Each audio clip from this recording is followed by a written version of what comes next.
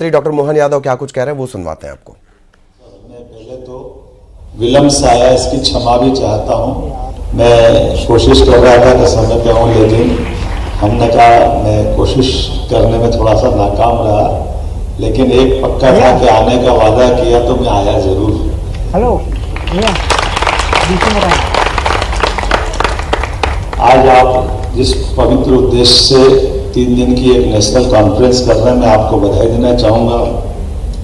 मैं अभी आपके एसोसिएशन के हमारे प्रोफेसर साहब से पूछ रहा था कि आपने दांत के एलोपैथी की दृष्टि से पहले डॉक्टर कौन थे? तुमने देश का नाम तो बता दिया, अहमद साहब 1905 में उन्होंने अपनी ये दंत चिकित्सा की विधा में अपनी विशेषज्ञता लेकर के काम चालू किया। इम्प्लांट करने की पद्धति कब चालू हुई? तो मुझे बताया 1982 से चालू हुई। मैं सही हूं ना? और आज जिस दौर में हम पहुंचे हैं, वैसे तो ये इतनी अच्छी इंडस्ट्री है, इतना बड़ा काम। दांत तोड़ने की बात तो सब कहते हैं, लगाने वाले बहुत कम मिलते हैं, ये हमारी आदमी थी।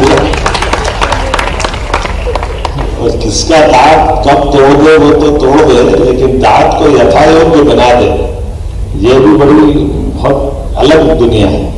और ऐसे में आप तो और अच्छी दुनिया से निकल के आए, जिसमें आपने खड़े होकर के वो बड़ा खराब लगता था, नकली दांत लगाओ, फिर निकालो, फिर साफ करो, वापस लगाओ, कहाँ चक्कर में पड़े। इम्प्लांट कराओ, भूल जाओ, बताओ मत कि कौन सा किसका है। नकली भी इतना अच्छा लगता है कि असली को माफ कर देता है। और अब आप तो और आगे बढ़ गए, ये और मजा आया जब आपने, मैं भी आपकी इस प्रदर्शनी में घूम रहा था, तो ये शाकाहारी दांत लगाने का भी अभियान चला, ये और आनंद आया। अभी तक दांत के क्रम में शाकाहारी मांसाहारी का अंतर नहीं समझते थे, लेकिन ये अच्छी बात है। उन्होंने कहा हमारे पास इम्प्लांट करने का ऐसा आइटम है, वो छोटा है, वो आप जो लिक्विड डालते वो मांसाहारी रहता है, और किसी शाकाहारी को बताओ कि तेरे इम्प्लांट करने में ये मांसाहारी डलेगा तो दांत नहीं लगाएगा वो। लेकिन ये विधा है, ये आनंद है, भगवान की दया है। और ऐसे में जब आप यहाँ माँ अहिल्या की नगरी में अपने विचार विमर्श के लिए बैठे, आने वाले समय में खासकर यशस्वी प्रधानमंत्री श्रीमान नरेंद्र मोदी जी के लिए जोरदार अभिनंदन करो, हमारे अपने यशस्वी प्रधानमंत्री के लिए, जो लगातार इनोवेशन के लिए, नवाचार के लिए, नवीन तकनीक के लिए और इतने अलग अलग प्रकार की विधाओं को प्रोत्साहन देते हैं।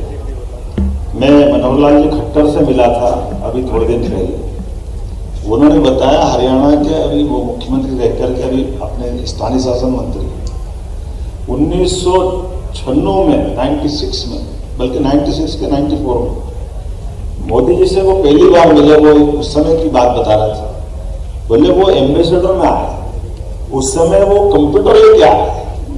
बोले मेरे तो पल्ले नहीं पड़ी कि कंप्यूटर क्या होता और कैसी हमने दुनिया देखी। अब कितनी सहज और छोटी बात लग रही है, लेकिन बदलते दौर में इन सारी बातों का क्या महत्व है। आज के इस दौर में दांतों की दुनिया को लेकर बहुत बड़ा स्कोप मैं अपनी सरकार की बताना चाहूंगा आपको, क्योंकि आपके माध्यम से बात दूसरी जगह भी पहुंचेगी। हमने बहुत सारे नवाचार किए हमारी सरकार में आते।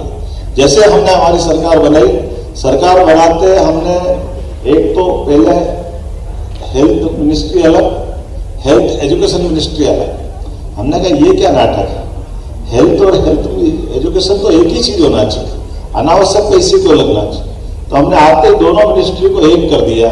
ये मध्य प्रदेश में हमने प्रयोग किया। और इसके पीछे दूसरा भाव ये है कि पूरी एकाग्रता के साथ हमारी हेल्थ की सुविधा भी प्रॉपर मिले और एजुकेशन में भी वो सब हो, जिसके लिए हम सब वास्तव में यहाँ बैठे हैं। कुछ और प्रयोग भी किए गए जिसके आधार पर बता सकते हैं, लेकिन हमने तो अभी एक संकल्प और भी लिया है कि हमारे यहाँ अपने पूरे देश के अंदर आयुष्मान कार्ड के लिए यशस्वी प्रधानमंत्री का अभिनंदन करो, श्रीमान नरेंद्र मोदी जी का 5 लाख तक का आयुष्मान। और अब तो 70+ के ऊपर कोई जाति समाज, कोई भी वर्ग, किसी क्षेत्र का हो, सबको 5 लाख तक का।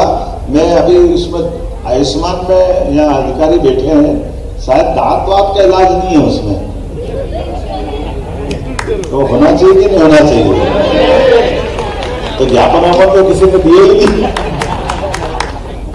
तो भारत की स्कीम है, लेकिन ये इसलिए मैं इसकी महत्ता मानता हूं, मैं रिकमेंड करूंगा, ये पक्का है आपके साथ में मैं कहूं। ये इतनी आवश्यक चीज भी है जिसके आधार पर दांत के साथ दाढ़ का क्या महत्व है वो तो इम्प्लांट वाले ही बता सकते हैं। दाढ़ का आनंद जो है, और वो दाढ़ तो अकल दाढ़ से चालू होती थी। अकल दाढ़ पुराने जमाने में कहते ना कि उम्र के बाद आती है।